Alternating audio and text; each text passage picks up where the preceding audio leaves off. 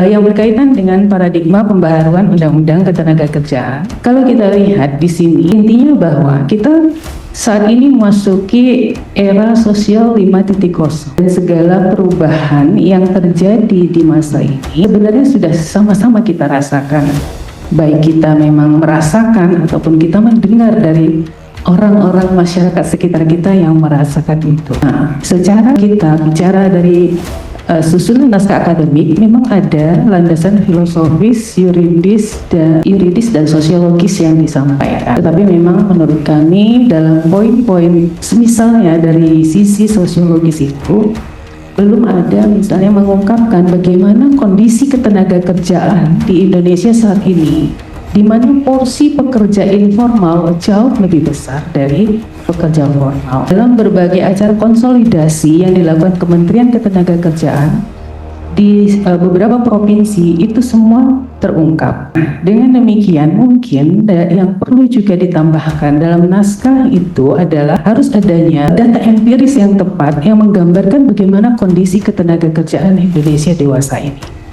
Berkaitan dengan itu, kami memulai dengan dan memasukkan itu menjadi sebuah paradigma untuk pembaharuan Undang-Undang Ketenagakerjaan. Dikarenakan Undang-Undang existing saat ini, baik itu Undang-Undang 13 maupun Undang-Undang Cipta Kerja yang berlaku saat ini, yaitu Undang-Undang 6 2023, masih berpijak pada kerangka hukum hubungan kerja tradisional. Pasal 1 angka 15 itu kan menyatakan bahwa hubungan antara pengusaha dan pekerja atau buruh itu berdasarkan perjanjian kerja yang unsurnya tertera di situ adalah adanya pekerjaan, adanya upah, adanya perintah. Dengan demikian kita mengandung sifat formal subordinatif. Maka terhadap pekerjaan-pekerjaan yang menunjukkan adanya subordinatif, tetapi dia berada di sektor informal, itu tidak tercover. Semisal pekerja lepas, freelancer, pekerja paruh waktu,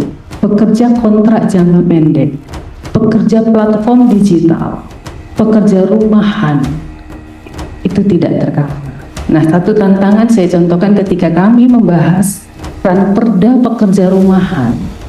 Beda dengan pekerja rumah tangga ya. Pekerja rumahan itu adalah sistem kerja supply chain atau rantai pasok, di mana ibu-ibu ataupun rumah-rumah tangga bekerja, tapi untuk tujuan untuk produksinya itu adalah barang dari industri, tapi diserahkan ke rumah-rumah tangga. Jadi bukan pekerja rumah tangga.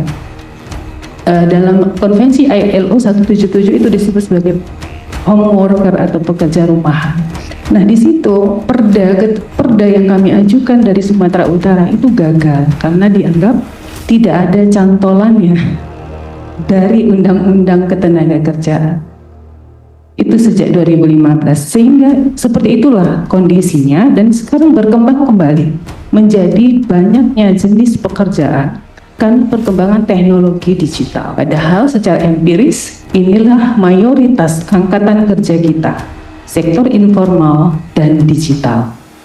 Sehingga secara konsepsinya unsur perintah atau subordinasi, seseorang akan disebut pekerja jika menerima upah, melakukan pekerjaan, berada di bawah perintah dan kendali pengusaha, itu sangat merefleksikan sebagai pekerjaan yang sangat formalistik subordinasi tadi. Sedangkan misalnya untuk pekerja-pekerja di platform digital, kita juga diperkenalkan dengan sistem kerja mitra. Itu juga menjadi sesuatu yang sebetulnya kita dari ketenagakerjaan masih mempertanyakan keadaan itu, karena di balik istilah mitra ternyata perlindungan terhadap pekerja kita masih sangat kurang. Itulah yang kami kemudian angkat dari pendapat Tracy Warren bahwa kita terjebak dalam positive flexibility. Itu menyebabkan bahwa karakter hukum positif kita sangat kaku dan sektoral, Bapak Ibu. Dan kami berharap, kami senang sekali hari ini bisa bertemu di sini untuk semoga gitu pemikiran-pemikiran kami dan nantinya regulasi kita tidak lagi berkarakter formalistik sekali, tetapi juga bisa menjawab kebutuhan regulasi atau kebutuhan aturan-aturan di dalam masyarakat kita. Kami berharap bahwa kita tidak lagi employment law saja, tetapi labor protection law. Yang kedua, kita juga ingin adanya hubungan kerja berdasarkan realitas ekonomi, bukan sekedar formalitas kontrak.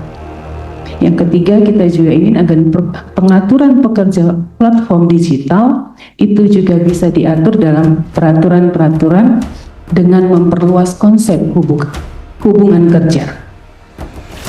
Kami juga mengangkat pandangan Prof. Jimli Asidik bahwa hukum ketenagakerjaan seharusnya tidak berhenti pada kontrak kerja, tapi berkembang menjadi hukum perlindungan yang responsif terhadap transformasi ekonomi digital. Sehingga di situ kami memberikan beberapa alternatif rumusan hubungan kerja.